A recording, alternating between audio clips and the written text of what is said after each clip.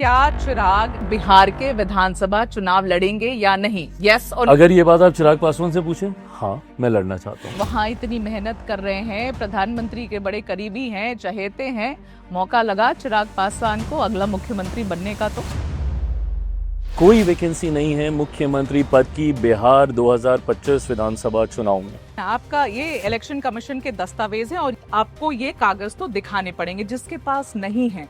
जो गांव वाले, बिहार में कितने ऐसे घर और गांव होंगे? प्रशासन मदद करेगा ना। हम लोग तो बोल रहे हैं कि भैया जातीय प्रमाण पत्र दे दो आप, मतलब दुनिया भर के और ऑप्शंस विकल्प आपको दिए गए हैं, जिसमें स्थानीय प्रशासन हम लोग हैं ना वहाँ पे। सतीश जी को ही देख लीजिए ना, छोटे पार्टी हैं लेकिन सीएम बन के बैठे हुए। तो सवाल वाजिब है आपसे भी कि आप भी छोटे पार्टी हैं, आप भी तो सीएम बन के बैठ सकते हैं ना। ये ऐसा चित्र दिखेगा हमें? कतई प्रवोक ना करें ऐसे प्रश्नों के साथ। परिवार और पार्टी से बाहर हो चुके तेज प्रताप को चुनाव लड़वा सकते चिराग? मेरे परिवार का हिस्सा है वो, मैं परिवारवाद को ज्यादा बढ़ावा अब नहीं देना चाहूंगा। अगर आपसे मदद मांगे तो सोचेगा इस बारे में? एक बड़े भाई की हैसियत में मैं हमेशा मेरे भाइयों के साथ खड़ा हूँ।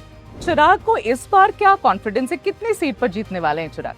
225 का लक्ष्य है हमारा, क्योंकि जब आप चिराग पासवान की बात कर रहे हैं तो आप उसको आइसोलेशन में नहीं देखेंगे। मैं गठबंधन का हिस्सा हूँ। बिहार के व्यंजन पसंद है चिराग को? ये लिट्टी चोखा मुझे बिल्कुल नहीं पसंद है, ये आपके लिए मंगाया है। हे प्रभु, कतई ऐसा ना कहिए। तो एक दिन मैं आपको घर पे मैं खिलाऊंगा लिट्टी चोखा, आप आइए, स्वाद बदल जाएगा क्या? बदल जाएगा। जैसे जैसे बिहार विधानसभा चुनाव 2025 की तारीख नजदीक आ रही है, राज्य का सियासी पारा भी चढ़ता जा रहा है। हर तरफ चुनावी सरगर्मी अपने चरम पर है और राजनीतिक दल अपनी अपनी ताकत का प्रदर्शन करने में कोई भी कसर नहीं छोड़ रहे हैं। ऐसे में लोक जनशक्ति पार्टी रामविलास के राष्ट्रीय अध्यक्ष और केंद्रीय मंत्री चिराग पासवान एक बार फिर अपनी आक्रामक रणनीति, अपनी बेबाकी बयानबाजी के लिए बिहार में सुर्खियां बटोर रहे हैं। आजकल दिल्ली में कम, बिहार में ज्यादा दिखते हैं, मगर आज हम कामयाब हुए हैं आपको दिल्ली में पकड़ने के लिए। तो चिराग, सवाल बहुत हैं और स्वागत आपका एबीपी न्यूज पर। Thank you. शुरुआत में करना चाहती हूँ, हाल चाल कैसे हैं? थोड़े बदले बदले भाव लग रहे हैं आपके आजकल, क्या बात है? ये मुझे लगता है विपक्ष के द्वारा ना एक बहुत खूबसूरत नैरेटिव फ्रेम करने का एक प्रयास कर दिया जाता है जब जब चुनाव आते हैं। मुझे बहुत सिमिलर शब्दावली सुनाई देने लगती है अपने को लेकर। अच्छा, कि चिराग प्रेशर पॉलिटिक्स कर रहा है, इसने दबाव की राजनीति शुरू कर दी है, गलत बदला सा दिख रहा है। क्योंकि ऑब्जर्वेशन हमारी थी, वैसे आपने ये डाला विपक्ष के मुंह में, ये ऑब्जर्वेशन मेरी थी कि चिराग इस तरीके से बातचीत नहीं करते। चिराग, जितना मैं आपको जानती हूँ, सीधा सीधा बात करते हैं। आजकल तो बड़े घुमा घुमा के बात कर रहे हैं। बिहार में आप जाके ये बोलिएगा पहले कि मैं चुनाव लड़ूंगा, फिर आप कहेंगे बिहार के लिए लड़ूंगा। पहले कहते हैं बिहार से लड़ूंगा, फिर आप कहेंगे बिहार के लिए लड़ूंगा। तो समझ में तो आएगा नहीं ना चिराग, कंफ्यूजन तो होगी। अब मैं सारी बातों को स्पष्ट कर देता हूँ। पहली बात तो मेरी सोच एक है, इसलिए मेरी शब्दावली हमेशा एक है। मैंने हमेशा बिहार और बिहारियों की बात की है। हाँ। मैंने हमेशा बिहार फर्स्ट, बिहारी फर्स्ट की मैंने बात की है। जिस दिन से मैं राजनीति में आया हूँ उस दिन से लेके आज तक चुनाव के वक्त मेरे ये शब्द अलग सुनाई देने लगते हैं, मुझे नहीं पता क्यों, बट मैंने हमेशा बिहार फर्स्ट, बिहारी फर्स्ट की मैंने बात किया। जहां तक रही बात मेरे चुनाव लड़ने की, मैंने इस बात को हमेशा से प्रमुखता से कहा है। मैं आज पुनः इसको दोहराता हूं, मैं चाहता हूं कि मैं चुनाव लड़ूं। हाँ। मैं तीसरी बार का सांसद हूं। इन 11 सालों में मुझे इस बात का एहसास हुआ है कि दिल्ली में रहकर मैं बिहार फर्स्ट, बिहारी फर्स्ट की सोच को धरातल पर नहीं उतार सकता। अब समय है कि मुझे बिहार जाना चाहिए। जब मैं कहता हूं कि मैं बिहार से नहीं, मैं बिहार के लिए चुनाव लड़ूंगा। हाँ। मेरी सोच स्पष्ट है कि मैं वहां पर जाकर सिर्फ एक जनप्रतिनिधि की भूमिका में मैं नहीं रहना चाहता। मैं जिस सोच के साथ मैं जा रहा हूं, बिहार को फर्स्ट बनाने के लिए, बिहारियों को फर्स्ट बनाने के लिए, मुझे उस सोच को धरातल पर उतारना है। नहीं तो मैं दिल्ली में भी मैं बहुत खुश हूं, मैं बहुत संतुष्ट हूं, पर इससे मेरी वो सोच पूरी नहीं हो रही। नहीं तो फिर तो इसीलिए जब मैं बिहार के लिए चुनाव लड़ने की बात करता हूं, मैं कतई इसका मायने ये नहीं निकाल रहा कि मैं चुनाव नहीं लड़ूंगा, मैं नहीं लड़ना चाह रहा। मैं लड़ूंगा और मैं लड़ना चाहता हूं। तो चिराग, नहीं, ये अगेन मुझे एक कंफ्यूजन से निकाल के दूसरे कंफ्यूजन में डाल दिया है आपने। अब आप मुझे जरा बताएं। क्लैरिफाई ऑल योर नहीं, कंफ्यूजन। आप मुझे पहले बताइए कि क्या चिराग चुनाव लड़ेंगे या नहीं? हाँ या ना? बिहार के विधानसभा चुनाव लड़ेंगे या नहीं? यस और अगर ये बात आप चिराग पासवान से पूछे, हाँ मैं लड़ना चाहता हूँ, बट अंतोगत्वा हाँ, There are multiple factors involved when you take a final decision, when you are heading a party. अब आज की तारीख में ये निर्णय मेरे अकेले के नहीं हो सकता, ये मेरी पार्टी का भी फैसला होना चाहिए. When you say, Baba listen to me, I am coming to all your follow-up questions. मुझे पता है कि मैं छूटते ही जब कोई बात बोलूंगा तो उसका छूटते ही जवाब आएगा. पार्टी तो आप ही हैं, आप पार्टी के राष्ट्रीय अध्यक्ष हैं, आप लड़ना चाहेंगे तो कौन मना करेगा आपको. मैंने सारे आपके प्रश्न खुद अपने मुंह से बोले. ठीक है, अब जवाब Now let दीजिए. me answer हाँ, it. जवाब दीजिए. When I say that the party has to decide, what I mean to say is that कि पार्टी को इस पे अध्ययन मंथन करने की जरूरत है कि क्या मेरे चुनाव लड़ने से पार्टी को फायदा है, क्या मेरे चुनाव लड़ने से गठबंधन को फायदा है, या मेरे चुनाव लड़ने से क्या मैं अपने आप को एक ही सीट पे सीमित कर दूंगा जिसका प्रभाव संभवतः जो सकारात्मक बाकी सीटों पे पड़ना चाहिए वो नहीं पड़ेगा. इन तमाम चीजों को लेकर पार्टी अध्ययन मंथन सर्वे करा रही. 4 महीने बाकी हैं अध्ययन मंथन. We have good time. We have good time in hand. Don't worry, Megha ji. We have good time in hand. सही समय पर ये फैसला. बट पार्टी को मैंने अपनी इच्छा जरूर रखी है कि मैं लड़ना चाहता हूँ. और कई बार ये भाजपा ने भी ये प्रयोग किया. कई बार भाजपा ने अपने केंद्रीय सांसदों को, मंत्रियों को उन्होंने विधानसभा के चुनाव में उतारा है जिसका लाभ उन्हें मिला है. इसी सोच के साथ हम लोग ये अध्ययन कर रहे हैं कि क्या मेरे चुनाव लड़ने से पार्टी और गठबंधन को लाभ मिलेगा. अगर हाँ तो 100% मैं चुनाव लड़ूं. ठीक है, तो आपकी मंशा है कि आप चुनाव लड़ें. चलिए, अगर आप चुनाव लड़ना चाहते चिराग तो कहां से लड़ना चाहते ये बताओ. I mean, this is important. Why do I need to open all my cards? आज एक ही इंटरव्यू में. We'll cross the bridge when it comes. यकीन मानिए धीरे धीरे पहले ये तय हो जाए. तो होगा. मैंने जरूर चिराग, सोचा है. तो बताओ. मैंने जरूर ये सोचा, बल्कि मेरी पार्टी की तरफ से इस सोच को सार्वजनिक भी किया गया है कि क्या मैं किसी सामान्य सीट से चुनाव लड़ूं, और मैं जरूर मैं उसके लिए भी मैं ओपन हूं. So we are still in the. Tejashwi के सामने राघोपुर से लड़ ले. मैं हर परिस्थिति का सामना करने के लिए तैयार हूं. मैं बिल्कुल तैयार हूं. मैं क्यों नहीं. तेजस्वी चेहरा है विपक्ष का, आप युवा चेहरा हैं एनडीए अलायंस के. अभी तो मैं आऊंगी अलायंस पर आपके. वो जिस विधानसभा से चुनाव लड़ते हैं वो मेरी ही लोकसभा के अंतर्गत है. वो सही है, तो मैं तो पूछ रही हूँ आपसे कि आपको. देखिए चिराग, ऐसा है कि अगर आपने मन बना लिया कि मुझे लड़ना है, रोकेगा कौन? कोई रोकेगा नहीं. आपने No, मन again, बना लिया. no. मुझे पता है आप पार्टी में डाल दोगे. you're not getting why. The why is कि उसका लाभ भी होना चाहिए ना. ठीक है. Doesn't make sense कि मैं उतर जाऊं बिना मतलब के लिए कि हाँ मुझे लड़ना मेरी जिद है. उसका कोई लाभ ही नहीं. उल्टा नुकसान पार्टी को हो जाए, गठबंधन को हो जाए कि जितना समय मुझे देना चाहिए मैं बाकी सीटों पे नहीं दे रहा, मैं अपने प्रचार में ही लगा. अच्छा चलिए, आप आपके अलायंस पर आते हैं. कितनी सीट पे लड़ना चाहते हैं आप? मैं गठबंधन धर्म की मर्यादा को तोड़ूंगा मेघा जी. अगर मैं ऐसी कोई भी चर्चा सार्वजनिक मंच पर पहले और गठबंधन के भीतर बाद में करूं. गठबंधन की अपनी मर्यादाएं होती हैं. लगभग मुझे ये सारी बातें पहले गठबंधन के भीतर करनी है. नहीं हुई है अभी तक. नहीं हुई अभी तक. कब होने वाली है? अब मैं टाइम फ्रेम क्या बताऊं. गठबंधन के तमाम साथियों को तय करना है. But because we are approaching elections, समीप है चुनाव, तो मुझे लगता है कि बहुत जल्द चर्चाएं शुरू होंगी. पहले राउंड में हम लोग संख्या पे चर्चा करेंगे और उसके बाद सीटों के चयन पे चर्चा होगी. इच्छा क्या है?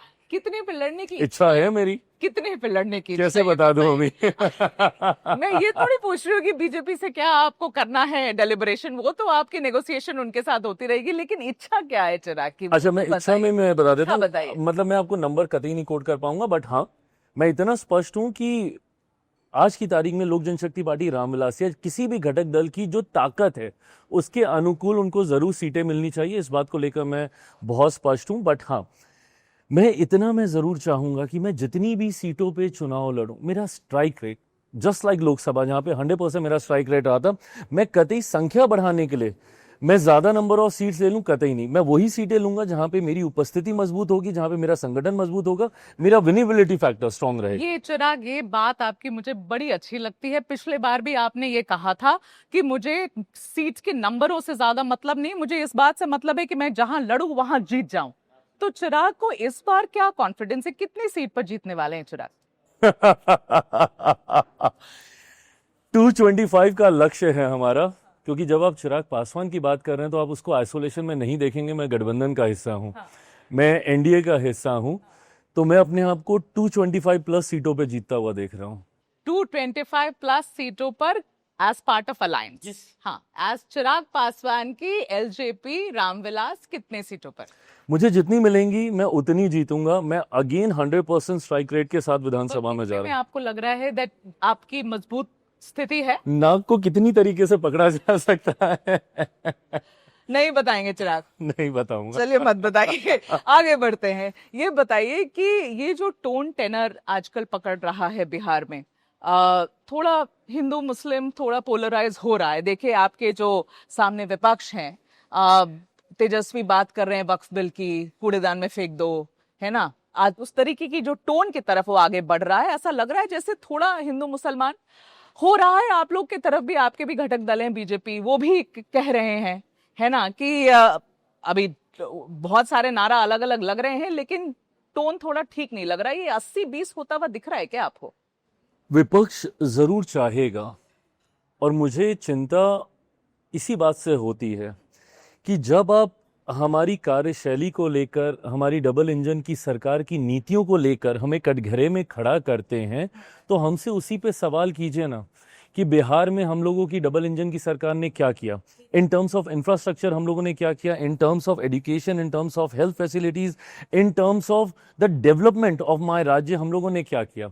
बट विपक्ष मुद्दे बनाएगा वफ्त संशोधन विधेयक को लेकर, वो कराएगा हिंदू मुस्लिम, वो लेके जाएगा जात पात धर्म मजहब की राजनीति पे। अगर आपको उस पे चुनाव कराना है, यही कारण है कि उस पे चुनाव होते रहे और मेरे प्रदेश का विकास नहीं हुआ।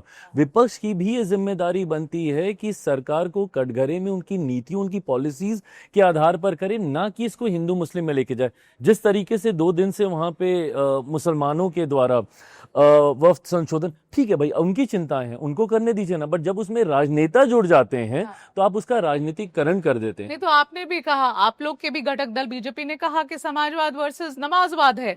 अब आप समाजवाद वर्सेस नमाजवाद करेंगे तो आप भी तो वही कर रहे हैं। मैं खैर नमाजवाद में इस टर्मिनोलॉजी का मैं कोई बहुत ज्यादा मैं पक्षधर नहीं हूँ। मेरे घटक साथी ये कर रहे हैं, वो अलग बात है। हाँ, वो कर रहे हैं, वो अलग बात है, वो उनकी अपनी सोच हो सकती है। बट मैं अभी भी मैं चाहूंगा कि चुनाव हो, मेरे छोटे भाई तेजस्वी वहां पे कलम बांटने की बात करते हैं। इससे पहले उन्होंने कहा था कि 20 साल बनाम 20 महीने का हम जिक्र करेंगे। तो क्यों आप चले जाते हैं इस तरीके के कार्यक्रमों में जहां पर आप उसको हिंदू मुस्लिम का रंग दें? मैं बात करूंगा आपसे 20 साल 20 महीने पे, करिए बात। क्या इन 20 महीनों में आप उन लोगों की जमीन वापस लौटाएंगे जिनकी जमीन आपने ली थी? आज जब आप कलम बांटने की आप बात करते हैं, इस कलम से अगली कितनी जमीनें आप लिखवाने की सोच रखना है, आप उस पर आप चर्चा कर लीजिए ना मुझसे। तो वो तो कह रहे हैं ना कि आप जब याद दिलाते हैं जंगल राज की, तो वो लट के कह रहे हैं कि राक्षस राज चल रहा है अभी, उसका कैसे जवाब देते हैं? करे फिर उस पे। हाँ? आप बताइए, मैं आपको बताऊंगा कि जंगल राज में क्या क्या था। आप मुझे बताइए कि अगर आप इसको राक्षस राज कह रहे हैं तो उसमें क्या क्या है। जंगल राज का हम जिक्र करेंगे क्योंकि फर्स्ट टाइम जो वोटर है मेघा जी, इस बार जो पहली बार वोट करेगा, जो 2005 के बाद पैदा हुआ है, उसको नहीं पता कि जंगल राज क्या था। वो आज देखता है कि भाई देश के मुकाबले में, दुनिया के मुकाबले में मेरा राज्य इतना पीछे क्यों है। बट उसको ये जानना पड़ेगा कि हम किस खाइयों से निकाल के यहाँ तक लेकर आए हैं अपने राज्य को। उसको वो 90 का दशक जानना होगा कि जिसमें मजबूर किया गया था लोगों को पलायन करने के लिए। 2-2, 3-3 पीढ़ियां दूसरे राज्यों में, दूसरे देशों में आज भी रहने को मजबूर हो रही है, क्योंकि किस हालत में उनको वहां से निकाला गया। आपकी अलायंस है ना, 20 साल से नीतीश जी कभी आप लोग के साथ, कभी इधर उधर, लेकिन नीतीश जी पिछले 20 साल से लगभग राज कर ही रहे हैं। आप लोग ने भी क्या कर दिया पलायन का? अब आप याद कराओगे कि 20 साल पहले क्या होता था, अब डर जाओ समझ कर कि क्या हो रहा था। तो अपनी भी तो आपको गिनानी चाहिए। गिनानी होगी, और मैं गिनाऊंगा अपनी उपलब्धियां। But at the same time एक हम लोग को समझना जरूरी है कि बिहार ना आयरनीज बहुत रही हैं, बिहार के साथ विडंबनाएं बहुत रही हैं। आज जब मेरे प्रधानमंत्री डबल इंजन की सरकार की बात करते हैं, उसका असर आपको दिखता है उत्तर प्रदेश जैसे राज्यों में।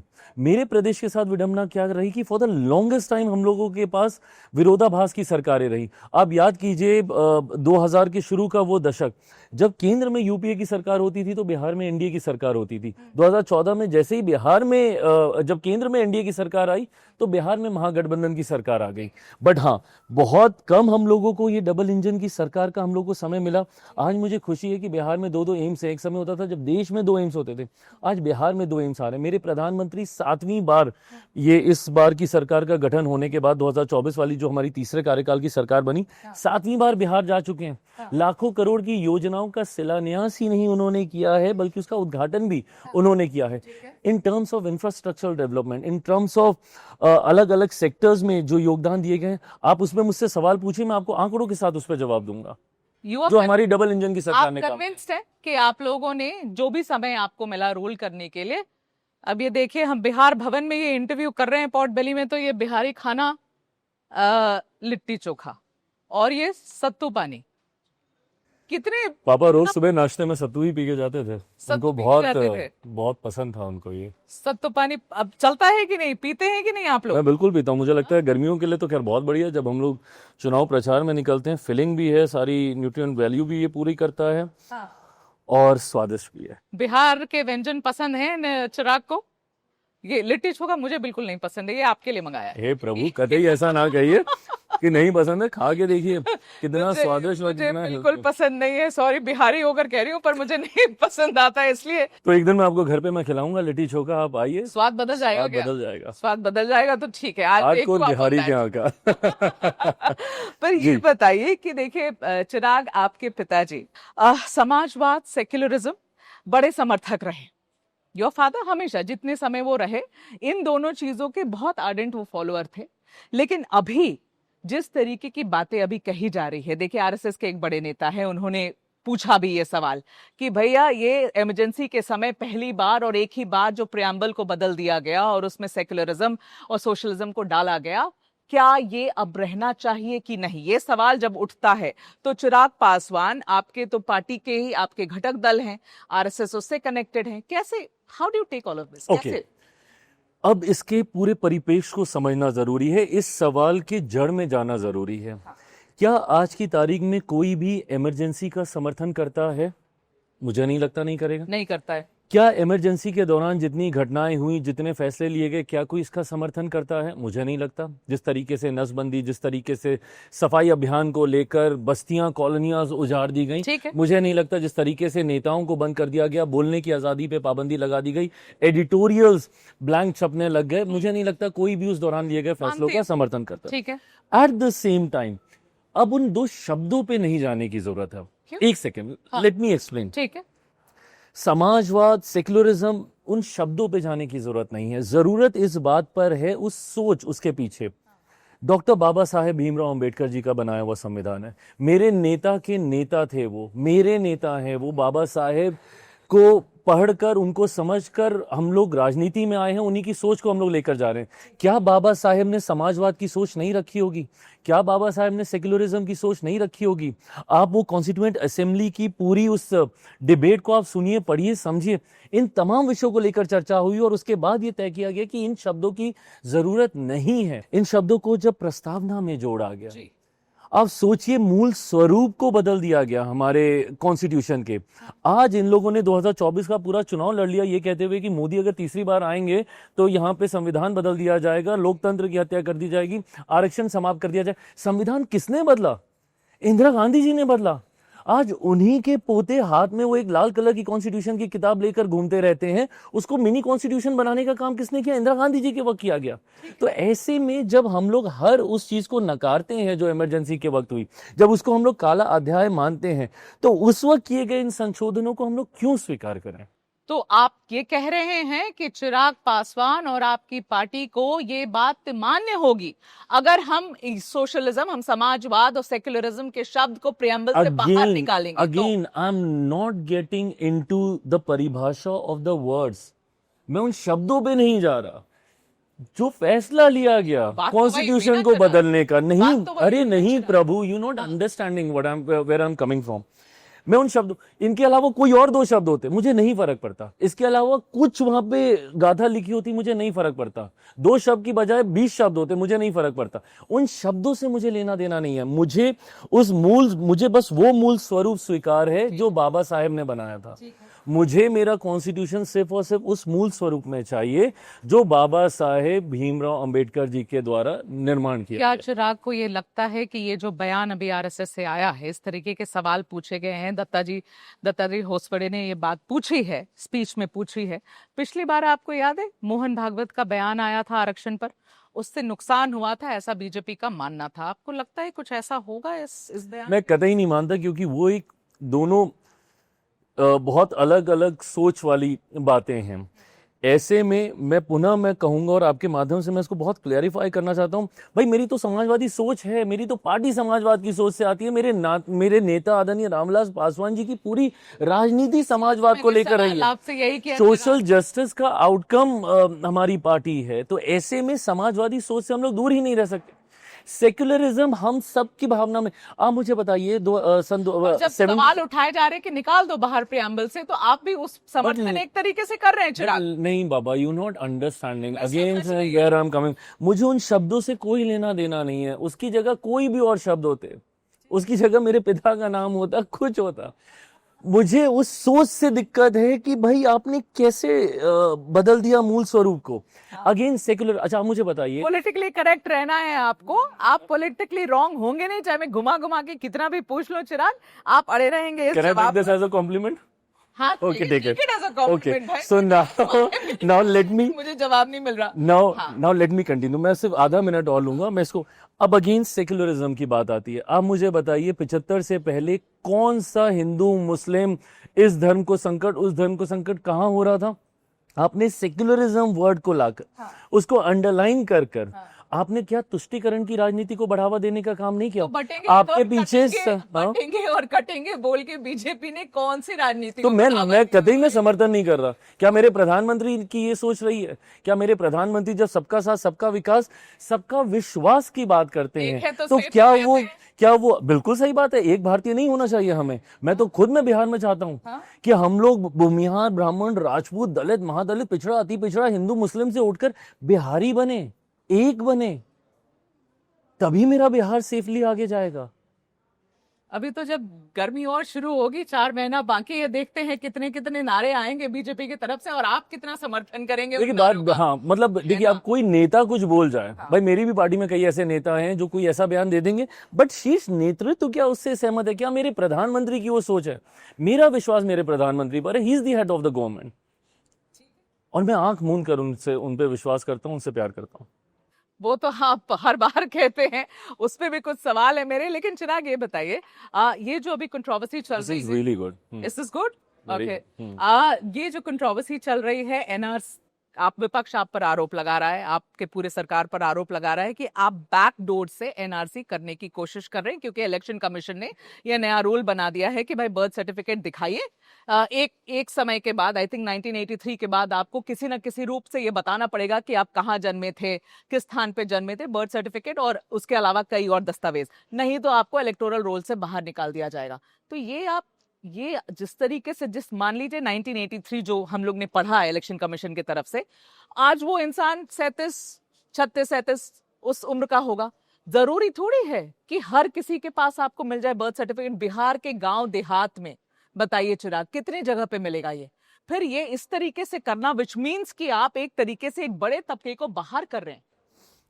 When I ask this question, I'm not asking you, but then through you to those नेता जो इसको लेकर ये भ्रम फैलाने का प्रयास कर रहे हैं, पूछिए उन नेताओं से क्या प्रोसेस है, किस तरीके से चुनाव आयोग कर रहा है ये, क्या कर रहा है आप बताओ।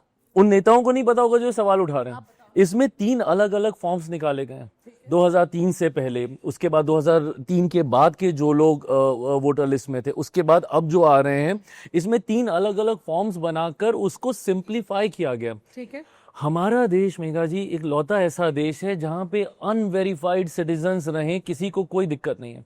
घुसपैठी आ जाए, किसी को कोई दिक्कत नहीं है। जिस व्यक्ति को मरे हुए इतने साल हो गए हों, उस व्यक्ति के नाम पे वोट डलते रहें, किसी को कोई दिक्कत नहीं है।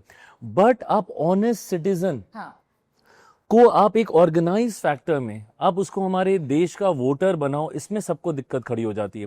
ये एक रेगुलर परंपराएं रही हैं। ये देखिए ना, आपका ये इलेक्शन कमीशन के दस्तावेज है और ये कहता है, I was born in India before 1/7/1987, provide any document for self from the list given below, establishing the date of birth. Absolutely right, absolutely right. 1987 but उसमें जब आपको ये कागज तो दिखाने पड़ेंगे, जिसके पास नहीं है, जो गांव वाले, बिहार में कितने ऐसे घर और गांव होंगे। प्रशासन मदद करेगा ना। हम लोग तो बोल रहे हैं कि भैया जातीय प्रमाण पत्र दे दो आप, मतलब दुनिया भर के डॉक्यूमेंट्स के ऑप्शंस चल रहा है, आधार नहीं चल रहा, आधार नहीं चल दुनिया भर के और ऑप्शंस विकल्प आपको दिए गए हैं, जिसमें स्थानीय प्रशासन, हम लोग हैं ना वहाँ पे, मदद करेंगे। बट मेघा जी ये सुनिए, ये परेशानी क्रिएट हो रही है। परेशानी नहीं क्रिएट हो रही है, ये एक व्यवस्था का हिस्सा है। हम आज नहीं करेंगे तो कब करेंगे? इवेंचुअली हम लोग को इन चीजों को ऑर्गेनाइज करना होगा मेघा जी।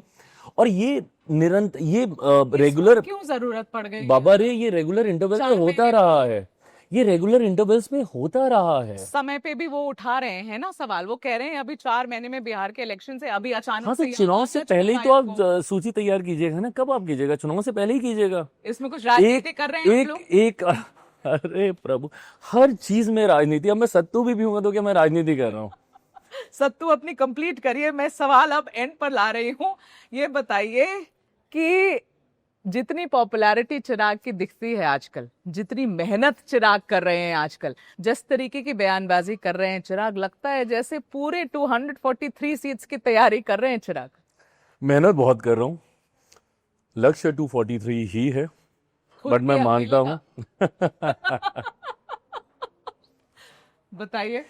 और जिस तरीके से लोगों का वो उत्साह देखने को मिल रहा है, मतलब इतना प्यार। मेरा जी, just look at these, all the scratches, all the marks across my body is what is because of their love. वो हाथ मिलाते ये हैं, जो हाथ पर आप ये ये जो निशान है ये सारे ही उसी के ही हैं। खरोच के।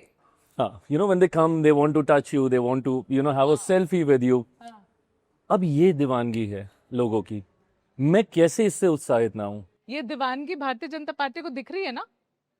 अरे प्रभु, तो, गठबंधन के प्रति है ये दीवानगी। चिराग को क्या सीएम का चेहरा बनाया जा सकता है? नहीं, नहीं। सवाल इसलिए क्योंकि अमित शाह जी ने पिछले वीक ऐसी एक बात कह दी, उसके बाद तो इतने सवाल उठ गए। देखिए मैं बताती हूँ सवाल। आपको पता है कितने बिहार के लोगों से हम इंटरव्यू करते रहते हैं, आप हर पार्टी के लोगों से इंटरव्यू करते हैं। बीजेपी का ये कॉन्स्टेंटली कहना था कि हम नीतीश कुमार जी के नीचे लड़ेंगे, और क्या नीतीश कुमार जी आपके अगले मुख्यमंत्री होंगे? हाँ हाँ हाँ में जवाब आता था। अभी अमित शाह जी ने पिछले वीक ये कह दिया कि भाई ये तो समय बताएगा कि बिहार का अगला मुख्यमंत्री कौन बनेगा। अच्छा, just imagine I ask you 10 times a day, are you with ABP, are you with ABP, are you with ABP? क्या से जवाब देगा बाबा? How many times? नहीं, ये अच्छा आप how many times you want to Amit से शाह दिस? जी के शब्द को इतने लाइटली तो नहीं ले सकते कतई ना नहीं, चिराग। कतई आप लाइटली ना ये लें, बात बट तो हो गई है कि भाई कौन बनेगा सीएम, बताओ कौन बनेगा सीएम। वो जगह अब खाली हो गई है। अभी तक तो आप वो जगह कतई खाली नहीं हुई है। मैं गठबंधन का सहयोगी होने के नाते पूरी गंभीरता के साथ इसका जवाब दे रहा हूं, कतई वो जगह खाली नहीं है। मौजूदा मुख्यमंत्री नीतीश कुमार जी के नेतृत्व में हम लोग चुनाव लड़ रहे हैं। मौजूदा मुख्यमंत्री नीतीश कुमार जी के नेतृत्व में चुनाव जीतकर 225 प्लस सीटें लेकर वो ही मुख्यमंत्री पद की शपथ एक बार फिर से लेंगे। तो अमित शाह जी तो ये नहीं कह रहे हैं, आप जो कह रहे हैं चिराग। मैं तो गठबंधन का साथी तो हूं ना। गठबंधन में हम लोग चर्चा करते हैं कि नहीं करते? सच बताइए, वो जगह अब वापस आपकी पूरी घटक दल, आपकी अलायंस अब रीथिंक कर रही है, सोच रही है करना क्या है अगर जीत जाएंगे तो। प्रभु, अपने प्रोडक्शन टीम को बोलिए गीता ले आए, कुछ ले आए, कहाँ पे हाथ रख के शपथ खिलवाइएगा। ये कंट्रोल आपके पास तो ये कंट्रोल होगी नहीं चिराग। बताइए, ये तो बीजेपी के पास। देखिए ऐसा है कि हमने एग्जाम्पल्स तो देखे ही हैं। आपने शिंदे साहब का एग्जाम्पल देखा, अरे नीतीश जी को ही देख लीजिए ना। छोटे पार्टी हैं लेकिन सीएम बन के बैठे हुए, तो सवाल वाजिब है आपसे भी कि आप भी छोटे पार्टी हैं, आप भी तो सीएम बन के बैठ सकते हैं ना। ये ऐसा चित्र दिखेगा हमें? कतई प्रवोक ना करें ऐसे प्रश्नों के साथ। पर इसका कोई भी जवाब आएगा वो हेडलाइन जाएगी। तो अब बताइए, आपको लग रहा है तैयार हैं आप इस रोल के लिए अगर मौका मिला तो? मैं कतई तैयार नहीं हूँ।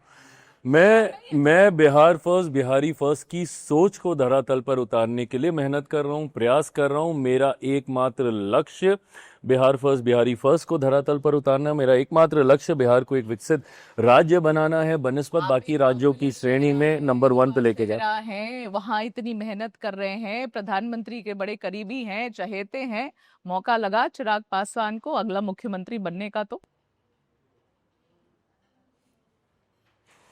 इन क्वेश्चंस के कोई मायने ही नहीं है। अरे जब मिलेगा ना सब मायने तो वापस निकाल के मैंने ब्लैक एंड व्हाइट शब्दों में in so many words I have said it very very clearly, there is no vacancy. कोई वैकेंसी नहीं है मुख्यमंत्री पद की बिहार 2025 विधानसभा चुनाव में। रैपिड फायर से अंत करूंगी। I am not good with this. Okay, be bad at it, but फिर भी पूछेंगे, ठीक है। अब बताइए, बिहार का असली युवा नेता कौन है? तेजस्वी यादव या चिराग पासवान? ये जनता को तय करना है। इसमें ना तेजस्वी कुछ कर सकते हैं ना मैं अपने भ्रम में रहूं कि मैं ही हूं। तेजस्वी अपने भ्रम में रहे, नहीं तेजस्वी अपने भ्रम में रहे कि मैं हूं। आपके हिसाब से कुछ नहीं होने वाला, ये जनता तय करने वाली है। टेक अ जनता सर्वे। परिवार और पार्टी से बाहर हो चुके तेज प्रताप को चुनाव लड़वा सकते चिराग? मेरे परिवार का हिस्सा है वो, मैं परिवारवाद को ज्यादा बढ़ावा अब नहीं देना चाहूंगा। एक सेकंड, मुझे लगा आप क्या कह रहे हैं, क्या तेज प्रताप मेरे को छोटे लड़वा भाई है सकते ना हैं? वो। अगर आपसे मदद मांगे तो सोचिएगा इस बारे में। एक बड़े भाई की हैसियत में मैं हमेशा मेरे भाइयों के साथ खड़ा हूँ। आप क्या कहना चाह रहे हैं चिराग? मैं हमेशा मेरे भाई की हैसियत में, भाइयों में फिर नहीं, चुनाव हम और ये तो नहीं आपसे आएगा ना। पूछ रहे हैं कि टिकट मांगी अगर आपसे तेज प्रताप ने तो चिराग देंगे उसको? सच एन हाइपोथेटिकल क्वेश्चन कि यहाँ पे अभी पानी भाई होता बता रहे तो हैं हम लोग बोट पे बैठ के इंटरव्यू कर रहे थे क्या। अभी तो आप भाई बता रहे हैं। हाँ भाई तो हैं ही दोनों मेरे। हाँ, मदद मांगेंगे तो भाई की मदद नहीं करेंगे मैं बिल्कुल करूंगा। टिकट देके? अब मदद टिकट के लिए होती है भाई, वो जिस पृष्ठभूमि से आते हैं उनको इस मदद की कतई जरूरत नहीं है। अच्छा, चिराग पासवान को कौन सी छवि पसंद है, मोदी का हनुमान या young leader with his own fire? जब मैं अपने में रहता हूँ तो मोदी का हनुमान, फंस गए आज। जब मैं अपने में रहता हूँ तो मोदी का हनुमान, बट हाँ जब मैं जनता के बीच आता हूँ तो मुझे वो प्यार चाहिए। वो प्यार चाहिए। हाँ, बट मेरे मन डांस में तो यस- बट मेरे मन में मेरे प्रधानमंत्री। ठीक है, अगर आपको बिहार का सीएम बना दिया जाए तो पहला ऑर्डर क्या होगा Chirag Paswan? Again extremely hypothetical, but क्योंकि मैं इस पे काम करता हूँ बिहार फर्स्ट, बिहारी फर्स्ट को लेकर, पहला ऑर्डर तो मुझे नहीं पता, बट मैं 5 बिंदुओं पे मैं बहुत स्ट्रांगली मैं काम कर रहा हूँ। सबसे पहले अगर पहला बिंदु अगर उसमें आएगा भी तो एजुकेशन रिफॉर्म्स होंगे वहाँ पे।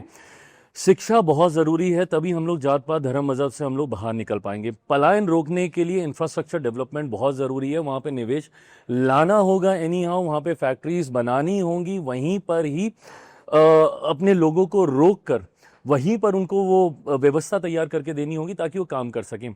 रेवेन्यू जनरेशन, रिलीजियस टूरिज्म की अनंत संभावनाएं हैं मेरे राज्य में, इतनी खूबसूरत जगह, दुनिया से लोग वहां पर आते हैं और आना चाहते हैं। गुरु गोविंद सिंह की धरती है, महात्मा बुद्ध की वो धरती है, भगवान महावीर की वो धरती है, मेरी माता सीता की वो धरती है। अयोध्या में इतना बड़ा भव्य राम मंदिर यहाँ पे ही बनाइए, आस्था भी पूरी होगी, रेवेन्यू जनरेशन भी उससे होगा।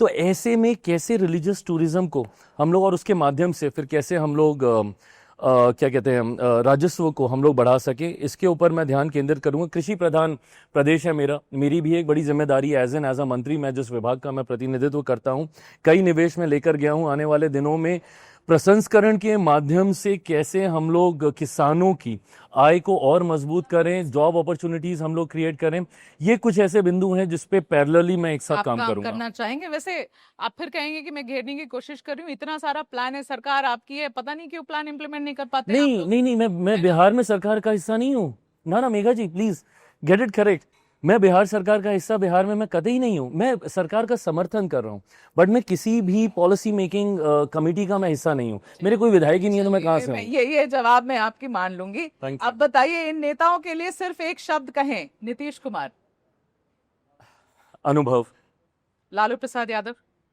आदरणीय, प्रशांत किशोर, मित्र, असदुद्दीन ओवैसी, पता नहीं, he is very clear with his thoughts, right and wrong debatable, एक शब्द नहीं आ रहा। ओके, पशुपति पारस। सम्मान चाचा जी। बहुत मतलब पॉलिटिकली करेक्ट होने में ना महारत हासिल किया है, समझे। एक जगह ऐसा कुछ नहीं बोलोगे आप चिराग कि कहीं हेडलाइन बन जाए, कहीं कुछ निकल जाए इस इंटरव्यू से। अभी तो मैं बोलता नहीं तब इतनी सारी हेडलाइन बना दी जाती है। पर आप यहाँ आए, अपना समय निकाला, हमसे बातचीत करी। Chirag, thank you so much for your thank time. You, thank you. Thank you.